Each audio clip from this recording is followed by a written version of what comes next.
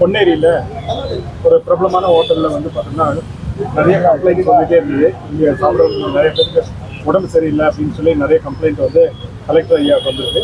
உடனடியாக அவங்க collector sir வந்து உணவு பாதுகாப்புக்கு வந்து கூப்பிட்டு இது உடனே செக் பண்ணி அதை என்னங்கிற மாதிரி பாருங்க அப்படின்னு சொல்லியிருக்காங்க.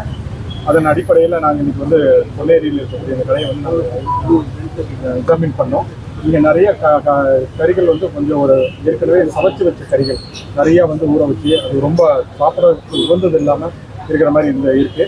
அதை எல்லாமே எடுத்து நாங்கள் டிஸ்போஸ் பண்ணிட்டோம். அதேமாதிரி பிரியாணி பார்த்தீங்கன்னா அதேமாதிரி ரொம்ப பழைய கறி மாதிரி இருந்துச்சு. அதில் அந்த கறியெல்லாம் எடுத்து பிரித்து பார்க்கறதே தெரியுது. அது 2 நாள் 3 நாள் இது மாதிரி இருக்குது. அதனால தான் நிறைய கம்ப்ளைண்ட்ஸ் வருது. இப்போதைக்கு நாங்கள் வந்து இந்த கடையை வந்து நாங்கள் டெம்பரரியாக மூடுறோம். யாருக்குமே இனிமேட்டு இந்த கடையில் வந்து இப்போ சாப்பிடக்கூடாது. எல்லா பொருளையும் எடுத்து அவங்க க்ளீன் பண்ணிவிட்டு ஃப்ரெஷ்ஷாக அவங்க சமைக்கிற மாதிரி இருந்து அவங்க எங்களுக்கு வந்து ரிட்டர்னில் எங்களுக்கு கொடுக்கணும். அது கொடுத்த பிறகு தான் அது திரும்ப அந்த கடையை வந்து நாங்கள் நடத்துவதற்கு ஆப்ரேட் பண்ணுறதுக்கு நாங்கள் அனுமதிப்போம். அது மட்டும் இல்லை, அனுமதி இல்லை. இப்போதைக்கு நாங்கள் க்ளோஸ் பண்ணிடுறோம். எந்த மாதிரியான நடவடிக்கை க்ளோஸ் பண்ணுறோம்? அவங்க எல்லாம் க்ளோஸ் பண்ணி அவங்களுக்கு நோட்டீஸ் இஷ்யூ பண்ணிடுவோம். இதில் வேறு ஏதாவது இந்த இருந்த சாப்பாடு பொருள் எல்லாம் கெட்டு போனது எல்லாமே நான் டிஸ்கஸ் பண்ணிட்டேன்.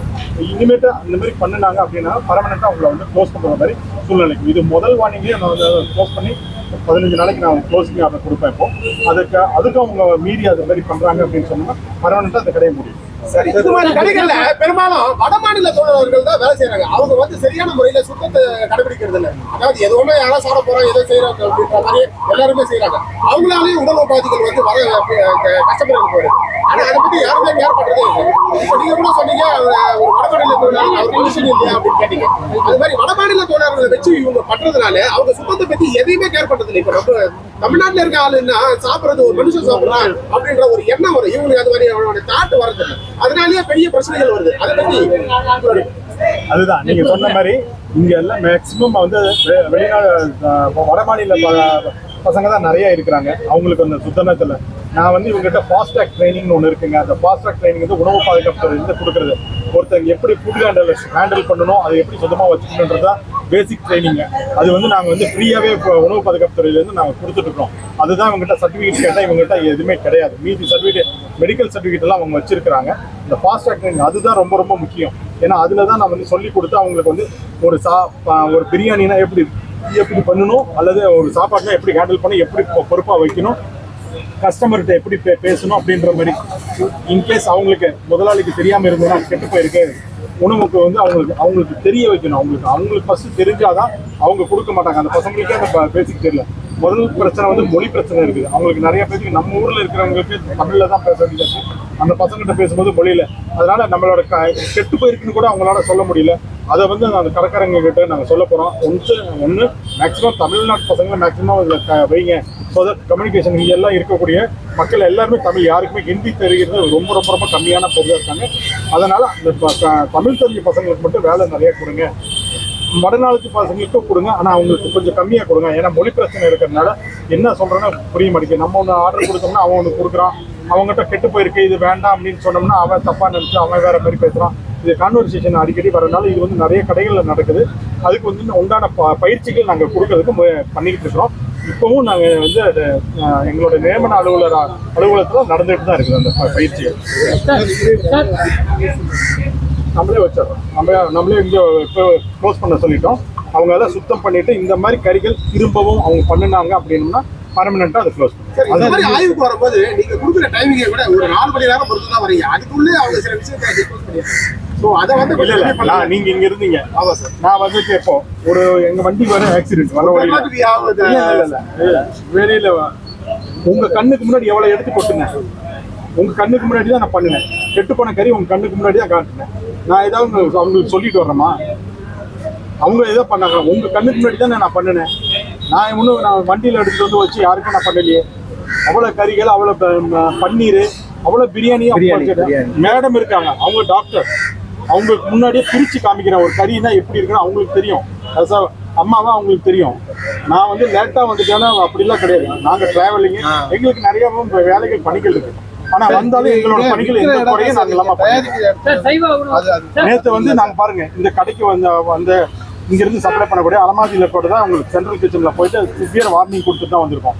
நார்மலாக இது கெட்டு போகிறதுக்கு உண்டான ஐடியா என்ன காரணம்னு நாங்கள் அதில் ஆராய்ச்சி பண்ணும்பொழுது கிச்சன்ல இருந்து சமைச்சு இங்கே எடுத்துகிட்டு வர்றாங்க. எடுத்துகிட்டு வரும்பொழுது அந்த வண்டியில் தான் எடுத்துகிட்டு வர்றாங்க. ஸோ அந்த வண்டிக்கு வந்து லைசன்ஸ் இருக்கணும். அந்த வண்டிக்கு எந்த வண்டிக்குமே அவங்களுக்கு லைசன்ஸ் கிடையாது. இந்த மாதிரி பிரபலமான பிரியாணி கடைகள்லாம் நிறைய பேர் என்ன பண்ணுறாங்க, இந்த மாதிரி தான் எடுத்துகிட்டு போகிறாங்க. ஒன்று அதுலேயே அவங்க கெட்டு போகிறதுக்கு சான்சஸ் இருக்குது. ஏன்னா பல கடைகள் கொடுத்துட்டு இந்த கடைக்கு கடைசியாக வரும்பொழுது டிரான்ஸ்போர்ட் பண்ணும்போது கடைசியாக வரும்பொழுது அவங்களுக்கு வந்து கெட்டு போகிறதுக்கு வாய்ப்புகள் இருக்குது. ஸோ இதெல்லாம் தடுக்கிறதுக்கு தான் அவங்களுக்கு அந்த லைசன்ஸ் கொடுத்து அந்த வண்டி ஓட்டுறவங்க இந்த டைம்குள்ளே தான் எடுக்கணும். ஷார்ட்கட்டாக எவ்வளோ சீக்கிரம் போகணுமோ ஊரில் இருக்கிற கடையை பூரா கொடுத்துட்டு கடைசியாக இந்த தனியாக இருக்கிற கடைக்கு வந்தாங்கன்னா கண்டிப்பாக பிரியாணி ஆறி போயிடும். கெட்டு போகிறதுக்குன்னா இருக்குது நிறைய. ஏன்னா பிரியாணி கூட பரவாயில்ல, அங்கிருந்து சிக்கன் எல்லாம் அங்கேயே ப்ரிப்பேர் பண்ணி தான் கொடுத்துட்றாங்க. அந்த சிக்கன் எல்லாம் இங்கே எடுத்துகிட்டு வந்து செய்யும் பொழுது கெட்டு போகிறதுக்குன்னா வாய்ப்புகள் நிறையா இருக்குது. அதனால இது என்ன சார் பெரிய பெரிய கடைகள்ல தான் நீங்க உணவு துறை அதிகாரிகள் வந்து ஆய்வு செய்வீங்க, சின்ன சின்ன கடைகள்லாம் ஆய்வு செய்ய மாட்டீங்க?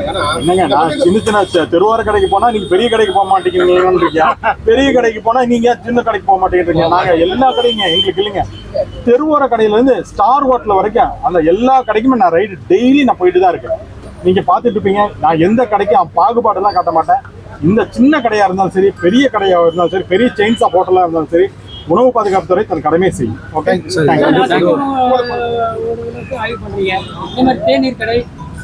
எல்லாருமே பண்ணிடலாம். எல்லாமே நீங்க வாங்க என் கூட ஒரு நாள் கிட்ட வந்தீங்கன்னா தெரியும் எத்தனை கடைகளுக்கு நாங்க போறோம், எத்தனை கடைகளுக்கு வந்து அவங்களுக்கு அறிவுரைகள் கொடுக்குறோம்.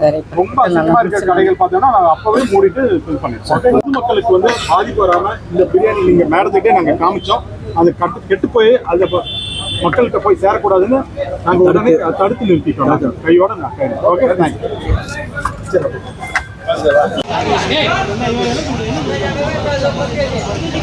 பப்ளிக் மாதிரி நிக்கிறேன், என்ன கத்துறீங்க?